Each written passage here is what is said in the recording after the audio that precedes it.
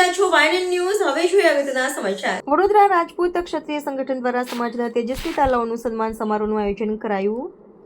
વડોદરા તાલુકા રાજપૂત સમાજ દ્વારા ધોરણ 10 અને ધોરણ 12માં ઉત્તીર્ણ થયેલા રાજપૂત સમાજના બાળકોનો સન્માન સમારોહ યોજવામાં આવ્યો હતો.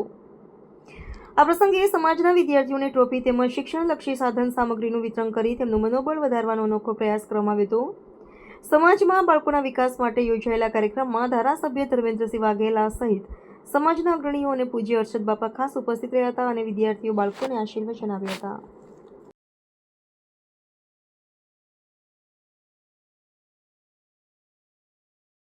વડોદરા તાલુકા ક્ષત્રિય સંગઠન તરફથી વડોદરા તાલુકા ક્ષત્રિય સંગઠન છેલ્લા 14 વર્ષથી આ કાર્યક્રમ કરી રહ્યા છે, જેની અંદર વધારે પડતું શિક્ષણ પર ભાર આપીએ છીએ અને એના અનુસંધાનમાં આજરોજ વડોદરા તાલુકા ક્ષત્રિય સંગઠન તરફથી ધોરણ 10 અને ધોરણ 12ના જે 65% વધુ માર્ક્સ લાવેલા છે એવા તેજસ્વી તાલાઓનું આજરોજ સન્માન કરેલું છે.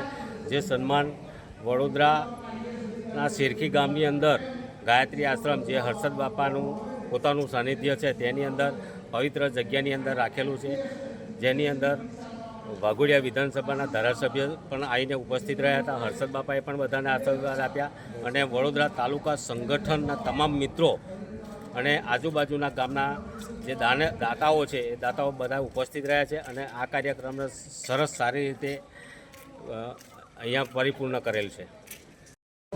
વડોદરા રાજપૂત ક્ષત્રિય સંગઠન અમારું 2011થી ચાલતું આવ્યું છે, 14 વર્ષથી સતત, જેના ભાગરૂપે અમારો જે મહત્ત્વનો જે અમારો એક એજન્ડા કહી શકાય કે સમાજમાં શિક્ષણ પ્રત્યે અમને જાગૃતિ લાવવા માટે અમે એક આ પ્રયાસ કરી રહ્યા છીએ છેલ્લા 14 વર્ષથી, જેમાં વિદ્યાર્થીઓને પ્રોત્સાહિત કરવાનું અમે આ એક સરસ એવું કાર્ય કરી રહ્યા છે.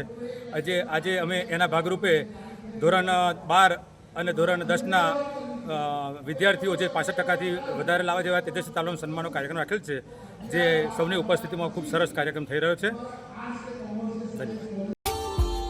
Subscribe now and press the bell icon.